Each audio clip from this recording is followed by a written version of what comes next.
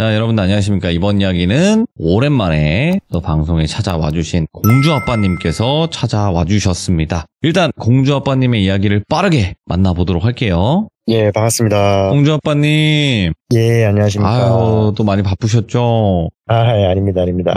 그래도 시간 이렇게 쪼개 가시면서 이렇게 참여하는 것도 어려운 건데 이렇게 와주셔서 감사드립니다. 아, 예, 아닙니다. 제가 더 네. 감사하죠. 자, 일단은 오늘 해주실 이야기 말씀해 주셨던 건 직업괴담이라고까지만 말씀하셨어요. 네, 직업괴담입니다. 직업괴담. 예. 네, 근데 공주아빠님이 어떤 직업인지 모르시는 분들이 아직 계시니까 예, 간단하게 소개 한 번만 해주시면 될 것 같아요. 예, 저는 일단은 지금 현재 하고 있는 일은 이제 부동산 중개업을 하고 있고요. 네. 이제 우리가 흔히 뭐 사회초년생들이나 대학생들 같은 뭐 원룸부터 시작해서 아파트까지 이렇게 좀 다방면으로 이제 뭐 임대도 하고 매매도 하고 뭐 그렇게 하고 있습니다. 그러다 보면 또 여러 가지 일들을 많이 겪으실 텐데. 자, 그러면 빠르게 출발을 해보도록 하겠습니다. 렛츠고! 길이십니다. 공주아빠예요!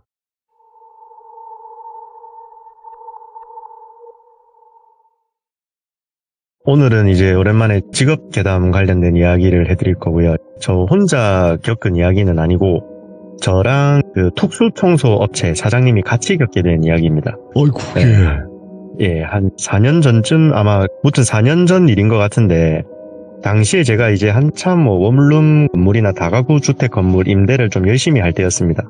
당시에 뭐 파이팅이 워낙 넘치던 시절이다 보니까 이 건물 주인들하고도 뭐 제가 좀 사교성도 좋고 이래가지고 좀 금방금방 친해지더라고요. 하루는 손님을 응대하고 있는데 부재중이 한 사람한테 한 3통인가 4통인가 하여튼 참 자주 거래하던 원룸 건물 주인인데 그렇게 전화가 와 있더라고요. 제가 그 부재중을 3통씩이나 찍혀져 있는 걸 보고 이 사람 뭔 일 있나 싶어서 이제 전화를 해봤죠. 그러니까 그 건물 주인이라는 사람이 대뜸 저한테 왜 이렇게 전화를 안 받냐고 짜증을 좀 내더라고요. 저는 뭐 사람이 일 보고 있으면은 전화도 안 받고 그럴 수 있는 거 아니냐, 왜 그러시냐 물어봤죠. 그랬더니 1년 전에 제가 계약한 임차인이 돌아가셨다는 겁니다. 그분은 제가 기억하기로는 제가 거주하는 그 지역 주민은 아니었고 좀 멀리서 오신 분이었는데 형편도 좀 많이 어려우신 분이셔서 이제 국가에서 뭐 그런 제도가 있다 하더라고요. 월세를 지원해주는 제도? 그런 거를 한 20만 원 정도를 지원받고 그걸로 월세를 내시는 그런 분이셨습니다. 그분이 들어오시고 나서 한 6개월간은 별 문제가 없었는데 한 6개월 전부터 월세가 밀리기 시작했다 하더라고요. 주인도 뭐 독촉하고 이러기보다는 그냥 좀 기다리면은 알아서 연락 주겠지 하는 마음으로 좀 계속 기다렸답니다. 그러다가 이번에는 참다 안 돼가지고 본인이 가지고 있는 그 원룸 건물로 갔대요. 갔는데 1층부터 4층까지 악취가 진동을 했답니다. 이게 자기가 살면서 처음 맡아보는 썩은 내가 이 건물을 뒤덮고 있었다 하더라고요. 그래서 세입자들한테 다 전화를 돌려가지고 이 냄새가 언제부터 났냐고 물어봤는데 세입자들은 냄새를 못 맡았답니다. 거기에는 그 돌아가신 고인을 포함해서 총 9가구 정도가 사는데 한 사람 빼고는 냄새를 못 맡았다 하더라고요. 냄새를 맡은 사람 말로는 한 달 전부터 악취가 진동을 했다고 하고요. 아무튼 뭐 주인은 세입자들 방을 일일이 다 체크하고 또 문제인 냄새 나는 방이 어딘지 찾는 와중에 그 월세 밀리고 있던 이제 그분 방임을 알게 된 거죠. 아무리 노크를 하고 벨을 눌리고 뭐 문을 발로 차도 전화를 해도 안 받고 안에서는 인기척조차도 없었답니다. 주인은 이제 이 안에서 뭔 일이 있구나, 이 사람이 죽었거나 아니면은 이 집을 쓰레기장으로 만들고 야반도주를 했다 이런 생각을 했답니다. 실제로 이제 이런 케이스에 방문을 따보면은 간혹 세입자들이 집을 갖다가 완전 쓰레기 소굴로 만들고 도망가는 사람들이 좀 많습니다. 많더라고요. 예, 많습니다. 예. 저도 그런 일을 정말 많이 겪어봤고 무튼 이제 그렇게 소방서랑 관에 경찰서에 신고를 다 하고 소방관을 대동을 해서 문을 강제 개방을 했답니다. 당시에 세입자가 살고 있는 방들은 아무리 그 집주인이라 하더라도 뭐 소방관들이 문을 함부로 안 닫아주는데 소방관들도 앞에서 냄새를 맡더니 이거 안에서 고독사 한 것 같다고 했다 하더라고요. 그렇게 이제 문을 따고 들어가니 집이 생각보다 깨끗했답니다. 신발장에 뭐 신발들도 가지런하게 정리돼 있고 싱크대에는 얼룩 하나 없고, 근데 이 투룸인데 거실이 없는 투룸입니다. 그냥 부엌이 있고 문을 열고 들어가야지 방이 또 한 2개가 나오는 그런 구조인데 무튼 이제 방문을 딱 여니까 악취와 함께 마룻바닥에서 그분이 누운 채로 이제 돌아가셔 있었던 상태죠. 그렇게 뭐 집주인이 조치할 수 있는 조치는 다 취해가지고 이제 시신은 다 옮겼고, 근데 또 심지어 그분이 무연고자세요. 이 무연고자라는 게 아시는 분들은 아시겠지만 이게 그 연고지 가족들이 없는 분들이거든요. 이제 어떻게 연락을 취할 방법이 없는 분들. 그래서 이 짐도 다 버려야 된다 하더라고요. 유품을 맡아줄 사람이 없으니까. 그렇게 그동안 있었던 일을 다 듣고 있는데 자꾸 이 주인이라는 사람이 저한테 짜증도 내고 화도 막 섞어서 내더라고요. 그러니까 말투가 약간 왜 이런 사람을 내 건물에 넣었냐? 약간 그런 식의 말투였습니다. 제가 듣다 한마디 했죠. 아니 사장님, 제가 뭐 실수한 거 있습니까? 그분이 돌아가신 게 저 때문입니까? 제가 임대할 때 무슨 손님들 남은 수명 계산도 해야 됩니까? 하면서 제가 좀 공격적으로 말을 했습니다. 기분이 너무 나빠가지고. 그러니까 이 주인이라는 사람이 하는 말이 나는 이런 일도 처음이고 짜증나 죽겠으니까 이 청소하는 사람 구해서 알아서 집 치워놓으세요. 안 해놓으면 여기 있는 집들 다 부동산 사무실에 던질 겁니다. 이러는 겁니다. 이 말을 딱 들으니까 막 화도 많이 나는데 더 이상 뭐 신랑이 할 것도 없고 알았다 하고 제가 뭐 특수청소 업체 구해가지고 청소해놓고 주인한테는 비용 청구하는 걸로 이제 이야기를 마무리를 했죠. 예. 솔직히 저도 뭐 이런 부동산 업을 하면서 많은 집들을 돌아다녀보지만 이렇게 누군가가 돌아가시고 이런 일은 자주 겪는 일이 아니거든요. 1년에 한 번도 볼까 말까 하는 일이다 보니까 네. 또 이런 특수청소하는 업체를 찾는 게 또 쉬운 일도 아니더라고요, 해보니까. 그래서 평소에 이제 알고 지내던 이 뭐 청소업체들이야 저희가 워낙 많이 아니까 그 청소업체들한테 전화를 쫙 돌려봤습니다, 제가. 투룸에서 고독사 하신 분이 있는데 시신은 다 인계했다. 근데 마룻바닥도 들어보니까 다 이게 뭐 얼룩으로 물들고 좀 상태가 안 좋다 하는데 청소가 가능하겠냐. 이런 식으로 전화를 당시에 한 10군데 정도 돌렸던 것 같아요. 10군데 중에 9곳은 안 하겠다 하고 마지막 한 곳이 한다 하더라고요. 그 사람은 들어보니까 특수청소 경험도 제법 있었고 관련된 장비도 자기가 다 있으니까 그 비용만 잘 책정해주면 하겠다 하더라고요. 유가족분들이 없다 보니까 뭐 전부 짐들은 폐기물 처리하고 뭐 버리기 힘든 그런 피가 묻고 이런 것들은 이제 뭐 본인 거래업체에 수거 보내면 된다 하니까 들어보니까 일이 생각보다 좀 빨리 끝날 것 같더라고요. 그렇게 이제 그 건물에 저하고 업체 사장하고 가기로 약속을 잡고 그 근처에 만나서 이제 커피 한잔 먹으면서 이야기를 좀 나눠봤습니다. 사실 좀 제가 궁금한 게 많았거든요. 그런 네. 쪽으로. 물어봤죠. 사장님, 근데 이런 특수 청소하면은 좀 무섭거나 찜찜하고 그런 건 없습니까? 그러자 이제 그분이 하는 말이 뭐 처음에는 저도 사람이니까 무섭기도 하고 비위도 많이 상했는데 이게 돈이 되는가 한다. 솔직히 뭐 원룸, 투룸, 쓰리룸 이런 거 청소하는 걸 몇 배로 받으니까 네. 그냥 눈 딱 감고 한다. 뭐 이러길래 그래 다 먹고 살자고 하는 거니까 그러려니 했습니다. 그렇게 뭐 사적인 이야기들을 주고받고 하고 이제 현장으로 같이 갔죠. 솔직히 저는 안 가도 되는데 이 업체가 견적을 어떻게 내는지 그리고 또 작업은 어떻게 하는지 이런 것들을 전체적으로 이 건물 주인한테 전달을 해줘야 되는 입장이다 보니까 따라갔죠, 제가. 그렇게 호실 입구에 도착하니까 와 냄새가 진동을 하더라고요. 그냥 와 처음 맡아보는 냄새였어요. 그런 냄새는 너무 심해가지고 냄새가 코를 잡고 문을 여는데 이 업체 사장은 뭐 이 정도로 그럽니까 하면서 태연하게 옆에 서 있더라고요. 네? 그렇게 문을 열고 방 안으로 들어가니까 이 한눈에 봐도 이제 여기서 돌아가셨구나 하는 부분이 있더라고요. 마룻바닥이 베이지 색깔 약간 연한 갈색이었는데 딱 한 포인트가 완전 새까맣게 먹물 부은 것처럼 사람 몸통만한 사이즈가 딱 물이 들어있더라고요. 업체 사장한테 저 부분 맞죠? 저기서 돌아가신 거죠? 하니까 예 저기 그 시신이 썩어가지고 흘러나오는 뭐 노폐물, 분비물, 피 뭐 그런 것들이라면서 설명을 해주시더라고요. 저는 옆에 가만히 서서 그 썩은 마룻바닥을 보면서 눈을 감고 살짝 속으로 기도를 좀 해드렸죠. 뭐 고생하셨다. 좋은데 꼭 가셨으면 좋겠다. 그러고 있는 와중에 이 업체 사장이 막 서랍장하고 옷장하고 가방, 지갑 이런 고인의 유품을 막 뒤지기 시작하더라고요. 사장님 지금 뭐 합니까? 그러니까 뭐예요? 돈 되는 거 있는지 봐야지 이러더라고요. 아니 그래도 돌아가신 분 유품인데 부정탑니다. 그건 아닌 것 같습니다. 그러니까 이 사람이 하는 말이 아이고 내가 이 일을 몇 년을 했는데 그런 거 없습니다 이러면서 막 웃더라고요. 그러면서 조금이라도 뭐 돈이 될 만한 것들 뭐 몇만 원이라도 받을 수 있는 것들 뭐 브랜드 운동화부터 해서 한 보따리 챙겨갖고 나가더라고요. 예. 그러면서 청소는 오늘 뭐 한 오후 4시쯤 지나서 시작한다 하고요. 그 모습을 보니까 참 저도 뭐 돈이 중요하게 생각하고 돈돈돈거리는 사람이지만 이거는 진짜 아닌 것 같더라고요. 그래서 이제 저 사람하고는 아이고 이 일 끝나면 상종을 안 해야 되겠다 싶어갖고 그렇게 헤어졌습니다. 그렇게 오후에 업무 조금만 보다가 영 찝찝하고 그래서 한 2시, 3시쯤에 제가 집으로 들어갔습니다. 집에 도착해서 당시에는 제가 이제 결혼도 안 하고 혼자 살 때여가지고 집에 도착해서 이제 샤워하고 현관문 앞이랑 창틀에 제가 혹시나 해가지고 굵은 소금 이런 거를 조금 뿌려놓고 잠을 청했습니다. 업체에서는 청소 다 하고 저한테 전화를 준다고 해서 제가 딱 지금 자면 되겠더라고요. 그렇게 잠이 들었는데 꿈을 하나 제가 꿨습니다. 꿈에서 제가 그 오전에 갔던 그 집 그 방 안에 서 있더라고요. 그러고 제가 그 집을 두리번 거리고 있는데 현관 쪽에서 어떤 한 남성분이 어딨노 이러는 겁니다. 저는 소리 나는 쪽으로 살짝 가보니까 그 돌아가신 그분이더라고요. 사장님 잘 지내셨습니까? 저 그 직구해드린 부동산입니다. 기억 안 나십니까? 제가 그 당시에 복비도 안 받았는데 그러자 그분이 저를 딱 보시더니 야 니네 신발 못 봤나 이러는 겁니다. 예? 신발 못 봤는데요. 그러자 그분이 하는 말이 니네 신발 갖고 온나 자꾸 신발 거리고 막 반말을 하시는 겁니다. 그래서 제가 이제 한마디 했죠. 아니 신발 못 받고 왜 자꾸 반말하십니까? 그러자 그분이 갑자기 제 멱살을 딱 잡으시면서 입 딱 치고 신발 가지고 온나 이러는 겁니다. 그렇게 제가 좀 놀래가지고 잠에서 깨니 시간이 한 오후 7시? 그 정도 됐더라고요.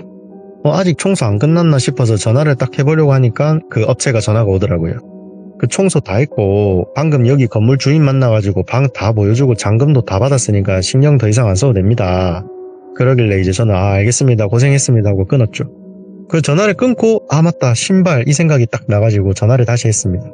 사장님 그 혹시 아까 신발 챙겨가셨습니까? 신발 다 버리는데 그 너이키 그 박스채로 택도 안 뗀 거 그거는 내가 챙겼지 왜요? 이라는 겁니다. 그게 뭐냐면은 이제 그 포장도 안 뗀 너이키 거 우리 젊은 사람들 많이 신고 다니는 나이키 그 범고래 그게 하나가 있었거든요. 예. 그게 완전 새 거였어요. 그냥 택도 안 뗀 거. 그거를 자기가 챙겼다 하더라고요. 그래서 제가 좀 전에 그 꿈을 꿨는데 그 돌아가신 분이 신발을 계속 가지고 오라는데 그 폐기물에 같이 버리든가 태우든가 아니면은 그 화장터에 부탁해서 좀 어떻게 해야 될 것 같습니다. 그러자 이 사람이 또 막 웃더라고요. 아이고 사장님 다 큰 양반이 참나 됐습니다 이러더라고요. 네. 그렇게 전화를 끊고 나니까 더 이상 제가 이런 사람한테 뭘 말을 어떻게 해야 될지도 모르겠더라고요. 그래서 저도 그냥 모르겠다 하고 다시 잤습니다 당시에. 그렇게 별 문제 없이 하루 지나고 2일째 되던 날에 제가 운전 중에 접촉사고가 하나가 났습니다. 가만히 주차되어 있는 차를 제가 그냥 가서 갖다 박았죠. 그동안 제가 부동산 이런 일을 하면서 골목이고 어디고 그냥 운전에 거의 제가 달인이라고 스스로가 생각을 했거든요. 주차도 깻잎 한 장 차이 주차 이런 것도 하던 시절이다 보니까. 근데 그 큰 길에서 그 차를 박는다는 거는 상상도 못한 일이었습니다. 그렇게 제가 보험사를 불러서 사고 처리를 하고 핸들을 다시 딱 잡는데 태어나서 처음 운전하는 기분이더라고요. 예. 운전석에 딱 타자마자 깜빡이 어떻게 켜더라? 악셀이 오른쪽인가? 이런 이상한 생각이 딱 드는 겁니다. 예. 오늘 운전하면은 나 진짜 죽겠다 싶어가지고 곧장 그냥 그대로 집으로 제가 갔죠. 그렇게 좀 진정도 하고 또 이제 진정이 되니까 잠이 또 오더라고요. 그래서 잠을 잤는데 이틀 전에 그 꿈이랑 같은 꿈을 꾸더라고요. 제가 그 집에 혼자 있었고 그 돌아가신 분이 나오셔서 또 신발 어딨노 하시면서 저보고 신발을 또 찾아오라는 겁니다. 그렇게 저는 잠에서 깼고 진짜 큰일 나겠다 싶어서 업체 사장한테 그냥 어떻게든 그 신발을 제가 사더라도 받아내야 되겠다는 생각이 딱 들더라고요. 전화를 하니까 이 사람이 또 전화를 안 받는 겁니다. 그렇게 제가 그 사람한테 문자로 전화 꼭 좀 달라 하고 다음 날이 되었습니다. 당시에 제가 차량은 앞범퍼가 조금 찌그러진 상태여가지고 센터에 맡겨둔 상태였고요. 걸어서 사무실로 그냥 가고 있는데 갑자기 바닥이 푹 하고 꺼지더니 제 한쪽 발이 땅속으로 냈다 꼽히더라고요. 보니까 이 맨홀 뚜껑이 반쯤 열려 있더라고요. 저는 그렇게 이제 그날 발목이 좀 심하게 골절이 돼갖고 병원에 실려갔죠. 태어나서 처음으로 그때 이제 119 차도 타봤고요. 그렇게 입원을 하니까 그 의사쌤이 하는 말이 당장 내일 수술을 해야 된다 하시더라고요. 뼈가 내려앉았다고. 누워가지고 생각을 하는 게 이 모든 게 다 그 신발 때문이다라는 생각이 딱 들더라고요. 그 업체 사장한테 또 전화를 걸었죠. 입원실에 누워가지고. 이번에는 전화를 받더라고요. 사장님 접니다. 통화됩니까? 그러니까 어디요? 무자 할게요 무자. 약간 발음이 어디 턱이 빠진 사람처럼 말을 하더라고요. 그래서 알았다 하고 문자를 주고받고 있는데 하는 말이 자기가 이제 출장 세차 이런 일도 하는데 이 세차 용품 중에 무슨 가스? 그런 걸 충전해서 하는 게 있는데 어제 그게 자기 얼굴 앞에서 터졌답니다. 그래가지고 그 파편들이 얼굴을 딱 강타를 해가지고 이빨이 전부 다 날아갔다 하더라고요. 그래서 저는 이제 제가 그 이틀째 같은 꿈 꾼 내용이랑 지금 나도 다리가 박살이 났다 그런 이야기를 다 말하니까 이 사람이 그제서야 자기가 실수한 것 같다고 신발을 돌려놓겠다면서 이야기를 하더라고요. 제가 이미 그분은 화장도 다 끝났을 텐데 어떻게 돌려드릴 거냐 방법은 있냐 하니까 자기가 예전에 무속인 집을 청소를 해주러 가가지고 한번 무속인이랑 좀 친하게 지내는 분이 있다. 그래갖고 그분한테 한번 맡겨보겠다. 자기도 이대로는 예. 못 살 것 같다. 자기도 그런 걸 안 믿는데 이게 겪어보니까 이제 믿어야 되겠다 하면서 그러더라고요. 저는 알았다 하고 다음날 수술을 하고 그래갖고 한 3일인가 5일인가 입원을 해 있었습니다. 입원을 하면서 그 병원 안에서는 제가 특별한 일은 안 겪었었고요. 그렇게 입원을 해 있다가 이제 그 업체 사장이 또 생각이 나가지고 물어봤죠. 물어보니까 그 무속인이 당시에 현장에 있었던 그 청소업체 사람 말고 딱 한다는 말이 한 명 더 있었죠. 이 말을 했답니다. 지금 그분이 그 한 명 더 있었던 그 사람한테도 지금 들러붙어 있다고, 저한테. 그래갖고 지금 잘 찾아왔다면서 그 신발을 태우고 그리고 이제 뭐 천도제라고 하나요? 그런 거를 또 같이 그분이 또 지내주셨다 하더라고요. 그러고 나서는 그분하고 저하고도 별 다른 특이사항은 없었고요. 그렇게 해가지고 제가 보름 또 있다가 한 번 더 연락했는데 자기도 뭐 사고라든지 이런 거는 한 번도 겪은 게 없었다 하고요. 저도 없었고. 그런 일이 하나 있었습니다. 야, 근데 진짜로 네네. 그 돌아가신 망자의 물건을 가지고 가는 그 특수 청소하시는 분들이 간혹 있다고 하더라고요. 예, 저도 뭐 들어보지는 못했는데 그런 분이 있긴 있는 것 같더라고요. 근데 모두가 그런 건 아니에요, 절대. 근데 네, 그렇죠. 가지고 가신 분이 저도 들은 적이 있어서. 네. 근데 확실히 부동산 쪽 하시다 보니까 여러 가지 일들을 많이 겪으시긴 하네요, 아빠님. 그렇죠. 그러면 너무 좀 아쉬우니까 뭐 네네네네. 짧은 것도 있을까요? 어떨까요? 그러면은 네. 짤막한 거 제가 또 하나 해드리겠습니다. 아, 그렇습니다. 네. 요거는 그렇게 오래된 일은 아닙니다. 한 6개월 됐나? 그러니까 이게 이제 가끔 이런 건물 들고 있는 이런 뭐 다가구 주택이라고 하죠. 원룸, 투룸, 쓰리룸 이런 게 섞여 있는 건물들 들고 있는 사람들이 그 지역 사람이 아닌 경우가 많아요.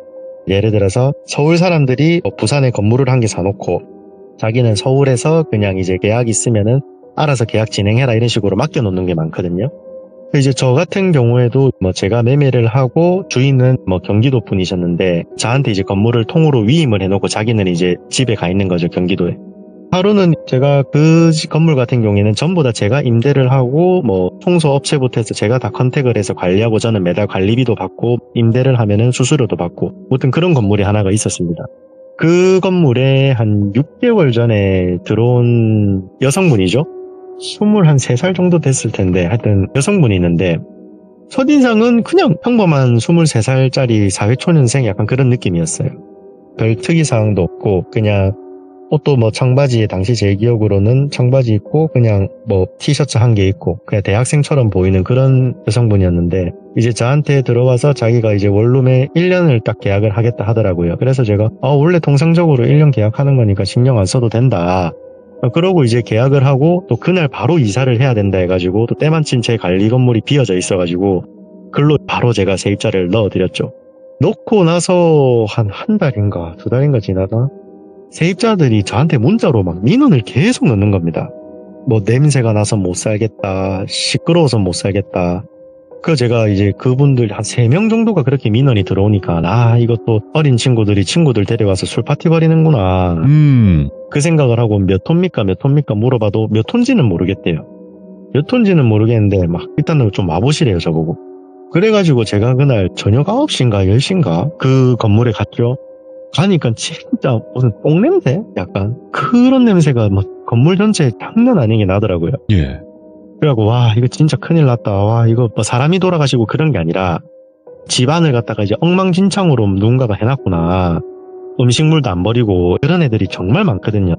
그래가지고 이거 어쩌지 이러면서 이제 막 그 호실을 이제 일일이 다 찾아야 되니까 막 문 앞에 대가지고 코 대고 킁킁킁킁 거리기 시작했죠, 제가. 그래 하니까 이제 3층에 올라가가지고 301호 그 앞에서 냄새가 진동을 하더라고요. 그 301호가 제가 한두 달 전에 계약했다는 그 여성분 방이었거든요. 아니 여성분 집에서 이런 냄새가 날 수가 없을 텐데 제가 이제 시간이 늦긴 했지만 그래도 이거 빨리 해결을 해야 되니까 문을 좀 두드렸습니다. 관리인입니다. 문 열어보세요 하니까 인기척이 없더라고요. 벨도 눌리고 노크도 하고 막 별의별 그거를 다 했는데도 답이 없어요. 그래서 일단은 어떻게 제가 할 수 있는 게 없으니까 여기서 제가 문을 따버리면은 불법 주거 침입이 되니까 그러니까 제가 일단은 세입자들한테 일단은 내가 어떻게든 빨리 해결해 볼 테니까 조금만 참아달라. 그렇게 이제 좋게 타이르고 제가 이제 돌아갔죠. 그리고 이제 제가 301호 그 여성분한테 문자를 좀 길게 남겨놨습니다. 그때. 예. 때 이러이러한 민원이 많이 들어오는데 아무래도 집 컨디션도 제가 살짝 걱정이 된다. 시간 괜찮으면은 제가 한번 좀 들어가가지고 방 컨디션을 좀 확인을 해봐도 되겠냐. 물었는데 또 답이 없어요. 그러고 일단은 늦었으니까 그렇겠구나 하고 이제 다음날이 돼서 또 전화를 해보니까 전화를 또 안 받아요. 그리고 제가 혹시나 싶어가지고 그 건물 주인한테 전화해서 월세 미납된 거 있는지 확인을 좀 해달라 했습니다. 그분이 조금 여유가 많은 분이어가지고 월세 체크 이런 거를 제가 하라고 하지 않는 이상 안 하거든요. 확인을 하니까 그 여성분 이름이 예를 들어서 뭐 이유미면은 이유미 지금 석 달째 안 들어왔는데 이러는 겁니다. 큰일 났구나 싶었죠 이제 저는. 그래서 이제 저는 딱 드는 생각이 이거 100% 야반도주다. 왜냐면은 당시에 계약할 때 그분이 보증금도 뭐 좀 돈이 뭐 형편이 좀 어쩌고저쩌고 막 이런 핑계를 대가지고 어차피 그 집이 좋은 원룸은 아니었거든요. 예. 보증금도 뭐 엄청 싸게 해가지고 그렇게 들어간 사람이었는데 제가 이제 그날 낮에 점심 지나가지고 한 번 더 그 호실에 이제 문을 막 두드렸죠. 지금 문 안 열면은 월세가 3달 이상 밀렸기 때문에 강제 개방할 거다. 실제로는 강제 개방할 수가 없거든요. 6개월이 밀리든. 그러니까 이걸로 이제 제가 때도 않는 협박을 한 거죠. 강제 개방할 거다. 지금 문 안 열면은 무조건 강제 개방할 거다. 마스터키로 열 거다. 또 대답이 없어요. 그래서 이상하다 싶어하고 제가 이제 맞은편 건물이 일반 주택이었는데 그 주택이 좀 높은 주택이었거든요. 그 주택에 가가지고 그 주택 어르신한테 사정을 좀 설명을 하고 옥상에 좀 올라가겠다. 그래가지고 이제 옥상에 올라가가지고 제가 막 난간에 매달려서 창문을 통해서 봤어요. 사람이 없는 거예요. 그럼 잘 됐다. 그냥 마스터키 들고 와가지고 그냥 문을 따야 되겠다 딱 생각이 들더라고요.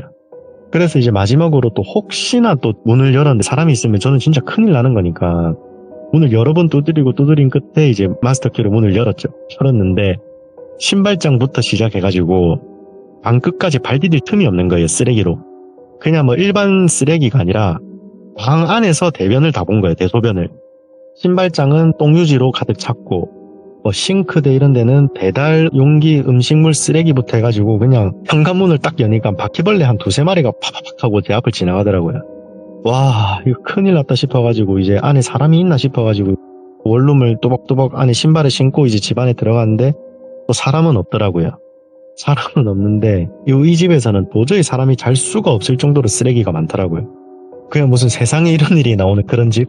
그래가지고 사람이 일단은 뭐 잤던 흔적이나 뭐 생활했던 그런 게 조금이라도 지금 있으면은 내가 문 앞에서 기다리면 오겠나 싶었는데 이게 옷하고 이런 게 하나도 없는 거 보니까 이미 집을 엉망으로 쓰고 간 것 같더라고요 보니까. 근데도 이게 현행법상으로 저희가 이거를 또 함부로 뭐 건드릴 수 있는 그런 것도 없거든요. 그렇게 이제 그분한테 문자며 전화며 한 4개월을 더 제가 기다렸죠. 냄새 나는 채로. 그랬는데도 연락이 없어갖고 결국에는 최근에 이제 업체 불러가지고 그 집을 싹 걷어냈거든요. 그런 야반도주한 사례도 있었습니다. 그러니까 어찌 보면 오늘의 키워드가 또 공통적인 건 냄새가 있겠네요. 그러면 한 가지 좀 이제 궁금한 사항이 있는데요. 뭐 정확히는 알 수 없지만 공주아빠님이 보시기에 한 달에 몇 분이나 극단적인 선택을 하시는 것 같아요?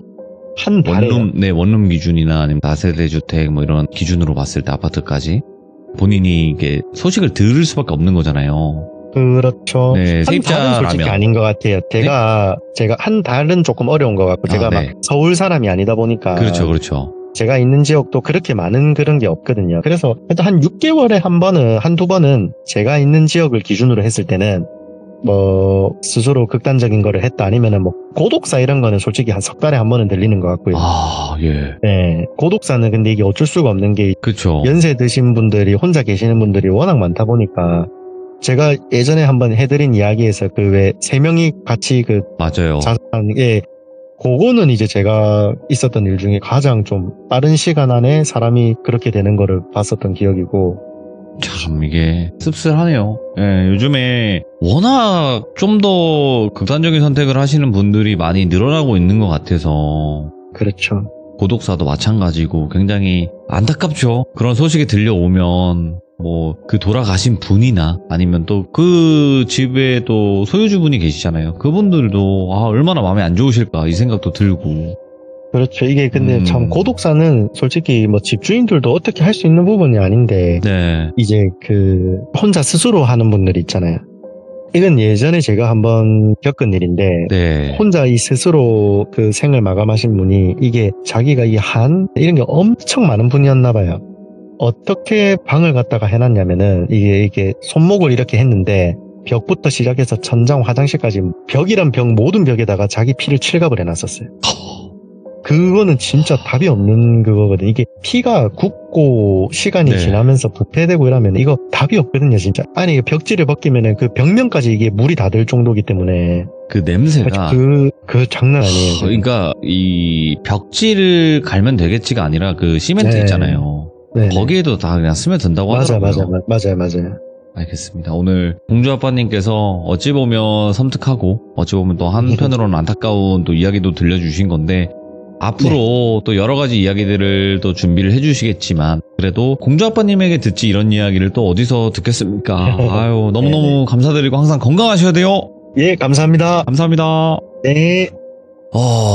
그렇게 뭐 많은 그런 사건들이 부동산을 하시면서 일어나는 건 아닐 거예요. 하지만 여태까지 중개업을 하시면서 진짜 별의별 일들을 많이 겪으셨을 거라고 생각을 해요. 그게 귀신 쪽이든 사람이 무서운 거든. 그래서 앞으로 직업괴담 종류로 공주아빠님께서는 많이 들려주실 거니까 항상 응원해 주시길 바라겠습니다. 감사합니다.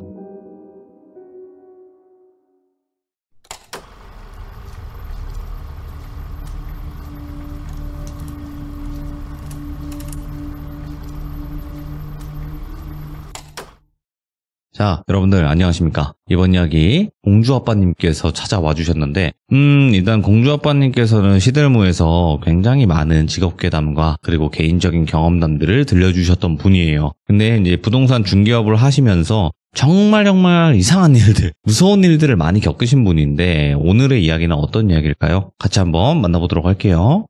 예, 여보세요. 아유, 공주아빠님 오랜만인 것 같습니다. 아이고, 예, 잘 지내셨습니까? 네, 아이고 찾아와 주셔서 감사드리고 아유, 아닙니다. 불러주셔서 감사합니다. 아닙니다. 일단은 항상 이야기해 주신 것 중에 개인적인 경험담과 혹은 예. 직업괴담 이렇게 두 가지로 많이 예. 나눴었는데 오늘은 어떤 걸까요?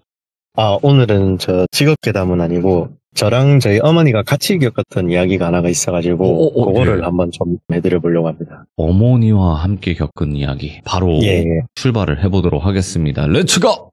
길이십니다. 공주아빠예요.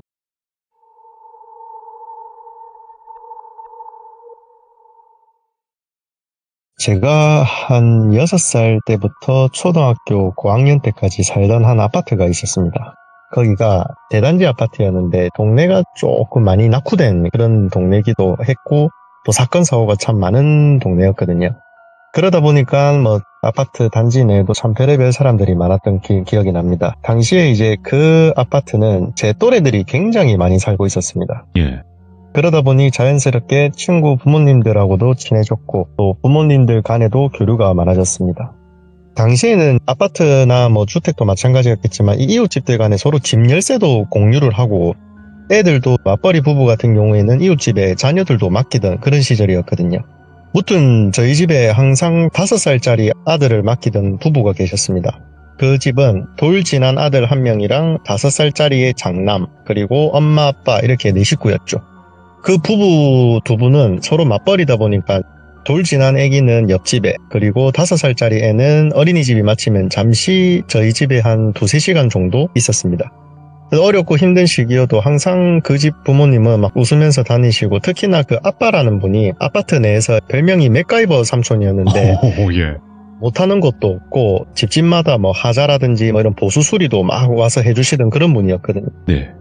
그렇게 아이도 맡기고 뭐 보답으로 뭐 수리나 부분적인 리모델링 손댈 때 있으면 도와주시고 그렇게 이제 다들 서로 의지하며 지내던 그런 시절이었습니다.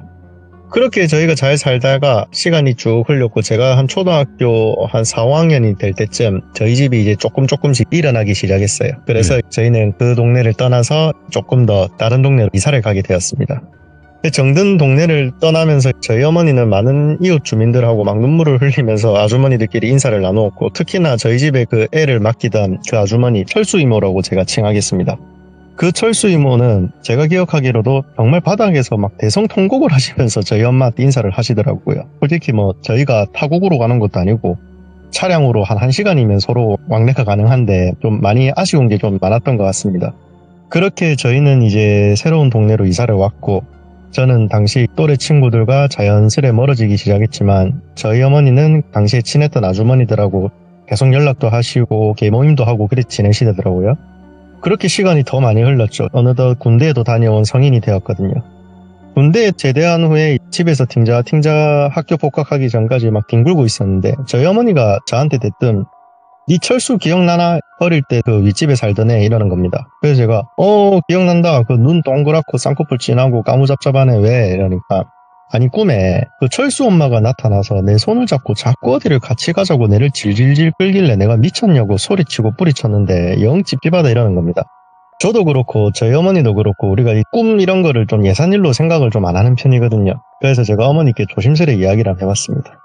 엄마 갑자기 꿈에 나와서 그러는 게 좀 이상한데 그 아주머니한테 한번 전화라도 오랜만에 해봐라. 뭔 일 있을 수도 있다 애가. 그래 알겠다. 네 말대로 전화해볼게. 그러고 전화를 거시더라고요. 근데 그 아주머니께서는 전화를 받지 않으셨고요. 그렇게 저희는 뭐 부재중 보면은 전화하겠지 하는 생각으로 또 하루를 보냈습니다. 아마 그날 새벽이었을 거예요. 제가 혼자 거실 소파에서 TV를 보다가 잠이 들었는데 저희 어머니가 저를 막 미친 듯이 흔들면서 깨우더라고요. 야 엄마 너무 무섭다. 철수 엄마가 또 꿈에 나왔는데 얘 진짜 이상한 것 같다면서 막 처음 보는 겁에 질린 엄마의 모습이었습니다. 저는 이제 정수기에서 물 한 잔을 뽑아가지고 어머니를 먹여드리고 꿈 이야기를 살짝 들어봤죠. 예전에 살던 그 아파트에서 엄마가 꿈에서 혼자 청소기를 돌리면서 거실 청소를 하고 있었답니다. 그러자 누군가가 집 대문을 막 두들기기 시작했답니다. 꿈에서 저희 어머니는 절대 이 문을 열면 안 된다라는 생각을 하고 숨을 죽이고 제 방으로 들어갔답니다. 당시에 살던 그 아파트 제 방이 창문이 아파트 복도 쪽으로 있어가지고 방 창문을 열면은 아파트 복도가 훤히 다 들여다 보이는 그런 구조였습니다. 숨을 죽이고 제 방에서 현관 앞에 누굴까 하는 마음으로 저희 어머니가 제 방 창문을 살짝 여는 순간 창문 바로 앞으로 그 철수 엄마가 뛰어오면서 언니 왜 문 안 열어? 나랑 같이 가야지 하면서 막 피눈물을 철철 흘리면서 창문을 자꾸 흔들었답니다. 그리고 이제 어머니는 비명을 지르며 꿈에서 깼고요. 이 꿈 이야기를 다 들어보니까 소름이 확 끼치더라고요.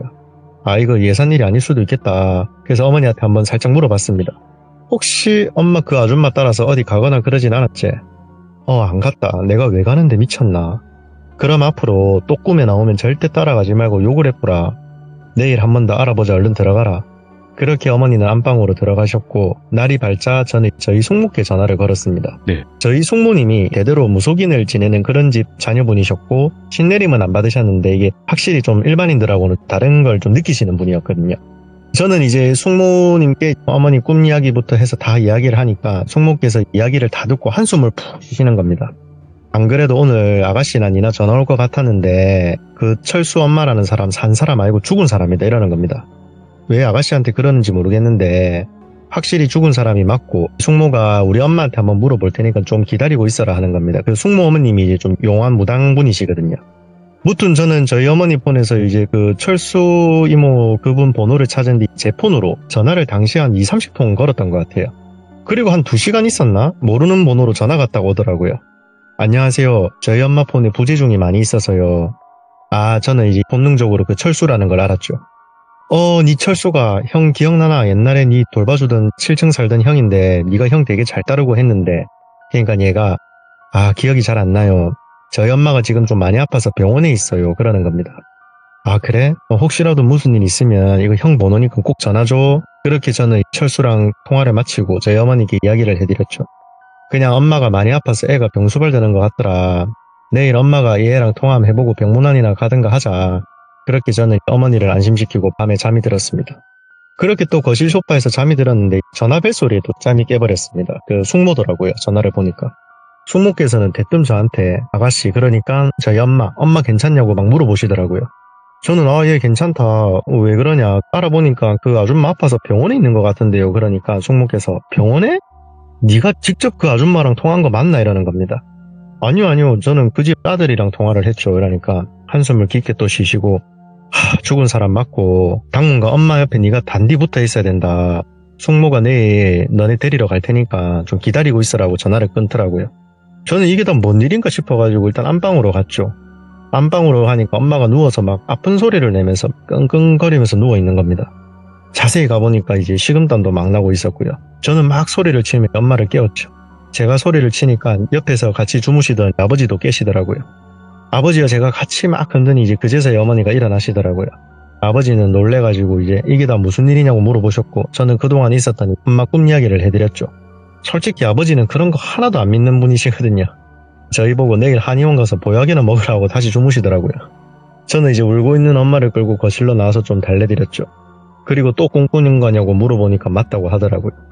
이번에는 그 꿈에서 철수 그 아주머니랑 그 홈땡러스 마트에 갔답니다.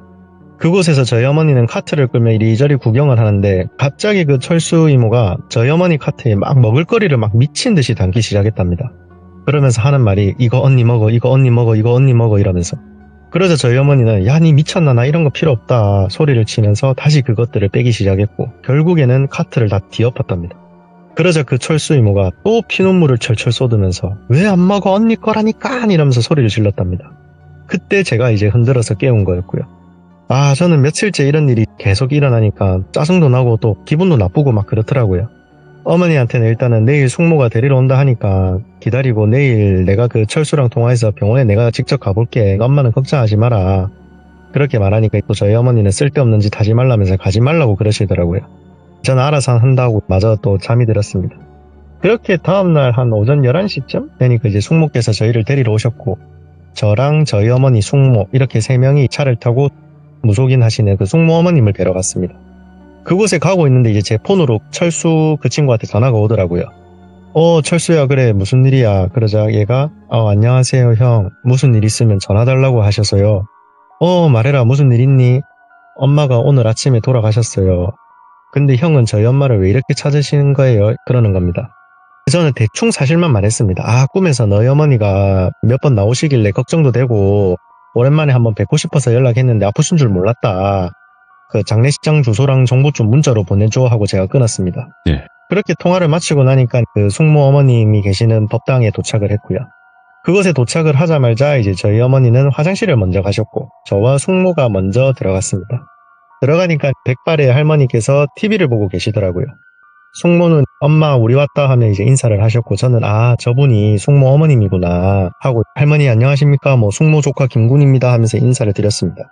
그 할머니께서는 저를 보시더니 아이고 야물딱지네 하면서 막 얼굴도 만지시고 웃으면서 안아주시더라고요.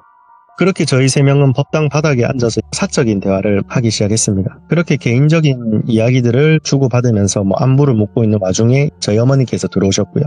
저희 어머님께서 들어오시면서 안녕하세요 어머니 하면서 들어오셨죠. 근데 그 할머니께서 저희 어머니를 딱 보자마자 인사도 없이 대뜸 야 이 샹나 여기 누가 있는데 네가 함부로 들어와 하면서 소리를 냈다 지르는 겁니다. 저는 너무 놀래가지고 갑자기 막 딱꼭질이 나기 시작하더라고요. 예. 저는 그 숙모 어머님을 가만히 바라보고 있었고 저희 어머니도 너무 놀라가지고 법당 입구에 가만히 서 계셨고요. 그러자 그 할머니께서 갑자기 일어나셔서 저희 어머니를 막 밀치기 시작하는 겁니다. 나가라고. 저희 어머니는 너무 놀라가지고 마당까지 내려가서 이제 주저앉으셨고요. 근데 그 어르신이 그래도 분이 안 풀렸는지 무슨 서랍장 같은 곳에서 시퍼런 도끼 같은 무슨 칼을 꺼내 들고 나오시더라고요. 이게 자세히 보니까 무슨 조선시대나 무슨 사곡에 백정들이 돼지 잡을 때 쓰던 그런 칼이 있지 않습니까? 그렇게 생겼는데 그게 아마 지금 생각해보니까 무구 그런 거였던 것 같습니다. 무튼 저는 이거는 아니다 말려야 된다 싶어서 부다닥 뛰어나가서 이제 그 할머니를 잡으려고 했죠. 그러자 갑자기 저희 숙모가 제 팔을 딱 잡으시면서 김구나 그냥 가만히 지켜봐줘 숙모 믿고 그러는 겁니다. 저는 일단 이걸 지켜봐야 되나 말아야 되나 이 사단이 날 것 같은데 하면서 일단 알았다 하고 지켜보기 시작했죠. 그 할머니께서는 이제 마당에 주저앉아 있는 저희 어머니께 성큼성큼 걸어가시면서 그 시퍼런 칼날을 들이밀기 시작하더라고요. 안 나가? 안 가? 가라고 하면서 막 소리를 지르고 칼날을 이제 들고 내려 찍을 기세로 확 하고 드는 겁니다. 이제 그렇게 칼날을 드는 순간 저희 어머니는 바닥에 고꾸라지면서 쓰러지셨고요. 그제서야 그 할머니도 진정이 되셨는지 한숨을 깊게 내쉬면서 저보고 엄마 데리고 들어오라고 하시더라고요.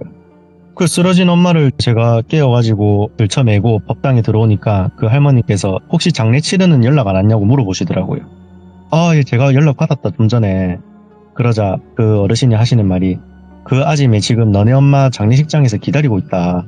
거기서 장례식장에서 밥 한 숟갈이라도 얻어먹는 순간 데리고 가려고 그런다. 절대 그 장례식장 못 가게 하고 한 일주일을 네가 너네 엄마 옆에서 좀 자고 해라. 그러는 겁니다. 그 이야기를 딱 듣는 순간 저는 이해가 안 가더라고요. 할머니 다른 게 아니고 그 아줌마랑 저희 엄마 엄청 잘 지냈고 아무 트러블 없이 살다가 이제 자연스럽게 연락이 끊겼는데 왜 갑자기 이러는 겁니까? 그러니까 하시는 말씀이 그래서 그러는 거다라고 하시더라고요. 예? 그러니까 자기가 살아있을 때 너네 엄마처럼 자기한테 잘해준 사람이 없어서 그래서 데리고 가려고 하는 거랍니다. 헐, 예. 그러더니 저 아줌마 자살한 건 알고 있나 이라는 겁니다. 예? 자살요? 병원에서 좀 전에 돌아가신 걸로 아는데 아이고 자살 맞으니까 당분간 네가 엄마 옆에 있어야 된다. 그리 알고 가라라고 하셨고 이제 저희는 헤어졌습니다. 그렇게 저는 이제 그 할머니 말씀대로 그날부터 한 일주일 엄마 옆에서 거실에서 같이 자기 시작했죠. 첫날은 별 문제 없이 넘어갔는데 둘째 날에 이상한 일이 일어났습니다. 자고 있는데 너무 시끄럽더라고요. 눈을 살짝 뜨니까 그 철수 엄마가 저희 엄마를 막 옆에서 깨우고 있더라고요. 언니 마지막이다 오늘이 빨리 가자 빨리 이러면서 깨우고 있더라고요. 다행인 게 제가 이제 그 장면을 딱 보자마자 이게 꿈이다라는 게 제가 인지가 되더라고요. 눈을 다시 감고 이건 꿈이다. 꿈에서 저게 엄마 데리고 가려고 하네. 딱 이런 생각이 딱 들더라고요. 그래서 제가 눈을 다시 뜨고 제가 그 아줌마 팔목을 확 하고 잡아봤습니다. 그러자 그 아줌마가 저를 탁 쳐다보더라고요. 그러더니 그 아줌마가 제 기억으로 하는 말이 니한테 관심 없다 놔라 딱 이 한마디 하더라고요. 저는 그 아줌마한테 한마디 했죠. 아줌마 우리 엄마한테 어떻게 하죠? 저는 그러면 바로 아줌마 아들들 만나러 간다고.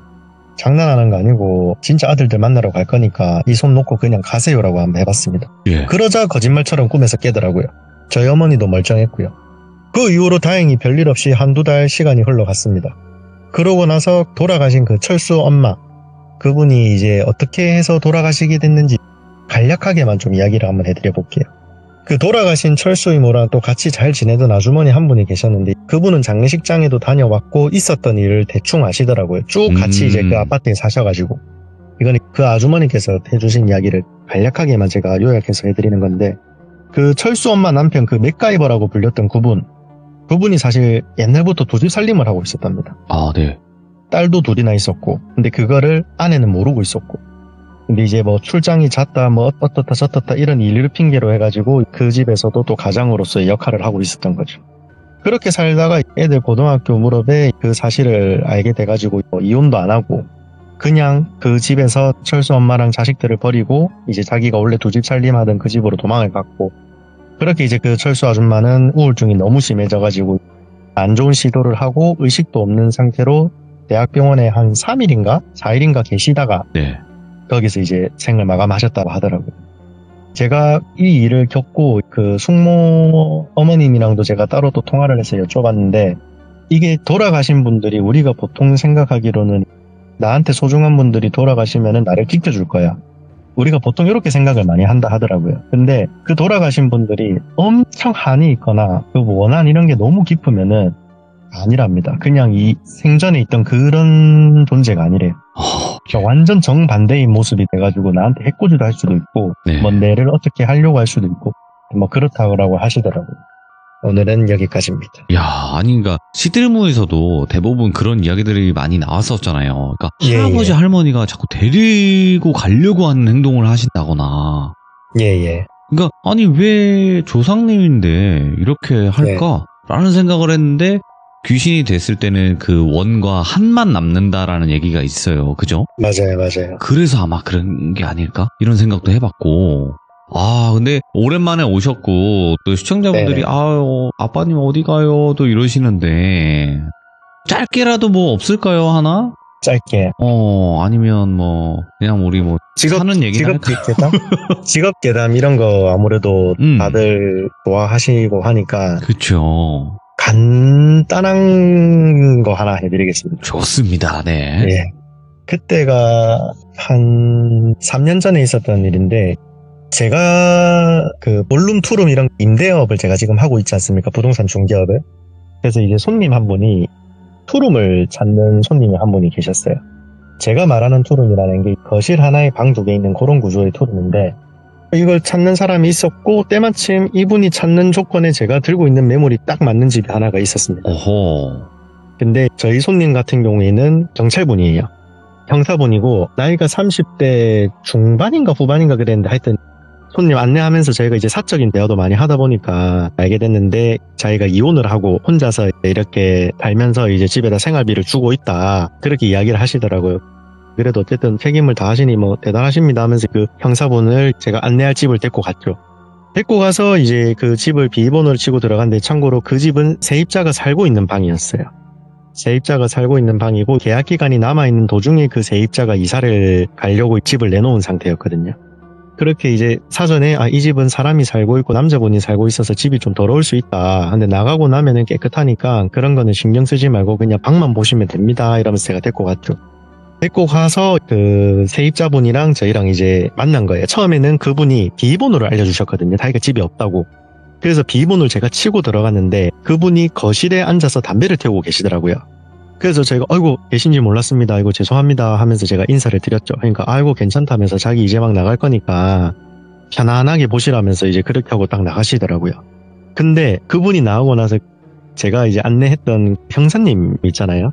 그분이 방은 안 보고 계속 막 핸드폰을 보면서 어디서 봤더라 계속 이러는 겁니다. 그래서 제가 왜 방을 안 보고 딴짓 하시지 이러면서 이제 사장님 집 안 보세요 물어봤죠. 잠깐만 있어 보라면서 그 거실에 자기가 테이블에 탁 앉더니 자꾸 자기 그 핸드폰에 갤러리 들어가서 사진첩을 막 뒤지더라고요.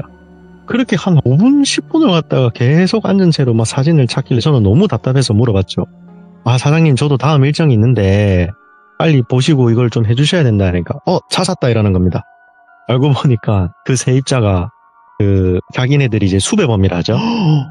수배범인데, 그냥 우리가 뭐 다른 뭐 폭행이라든지 이런 게 아니라 그 살인 사건 용의자 수배범이더라고요. 강력범죄네. 강력범죄 그거예요. 예. 그래가지고 자기가 찾았다 이러더니 저보고 사장님 잠깐만 조용히 하고 있으라면서 전화를 막 하시는 거예요. 여기 어디 이러면서 뭐 지원 뭐 요청 바란다면서. 제가 집 안내하다가 이게 다 뭐지 이랬는데, 저보고 이제 자연스럽게 또 그 사람한테 전화를 걸어가지고 이거 뭐 옵션 같은 거 물어볼 거 있다면서 좀 통화를 해서 어디 있는지 좀 빨리 알아보라는 겁니다.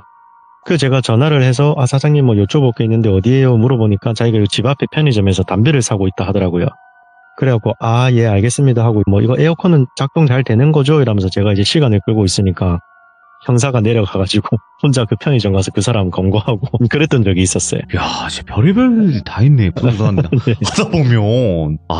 근데 나중에 그분이 이제 뭐 어쨌든 저한테 막 고맙다면서 막 이야기를 해줬는데, 그게 보니까 뭐 전처 살인 사건 용의자니까 전 부인을 어떻게 해가지고 이제 도망 다녔던 그런 사람. 집도 집주인한테 물어보니까 자기 명의로 계약을 안 하고 이상한 여자 이름으로, 아줌마 이름으로 뭐 계약을 해놓고, 그러니까 자기 애인 이름으로 집을 계약하고 거기서 자기가 살고 그런 식으로 도망 다니던 그런 사람이었다 하더라고요. 야, 근데 진짜로 뭔가 이 부동산 중개업을 이렇게 하고 계신다 그러면 굉장히 또 민감하거나 아니면 좀 여러 가지를 묻고 싶은데, 사실상 뭐 묻는다고 하더라도 그런 일을 겪으셨어야지 답을 주실 수 있는 문제들이 많은데, 진짜 사람도 무섭고 귀신도 나오는 매물도 있고, 그러니까 양쪽을 다 겪는 직업인 것 같아요, 보니까. 그렇죠. 네, 오늘 그래도 공주 아빠님께서 조금이라도 이야기 더 해주셔서 너무너무 감사합니다. 너무 좋았어요. 감사합니다. 감사합니다. 네. 자, 여러분들, 공주 아빠님께서 부동산 쪽 직업괴담이라든지 아니면 이런 개인적으로 겪었던, 뭐, 가족분들과 겪었던 이야기라든지 이런 이야기들이 굉장히 많습니다, 이분이. 보통 삶을 사신 분이 아니라는 건 아마 이야기 들어보신 분들은 아마 아실 겁니다. 그래서 돌비 공주 아빠 검색하셔서 처음으로 참여하셨던 이야기부터 한번 꼭 들어보시길 바라겠습니다. 감사합니다.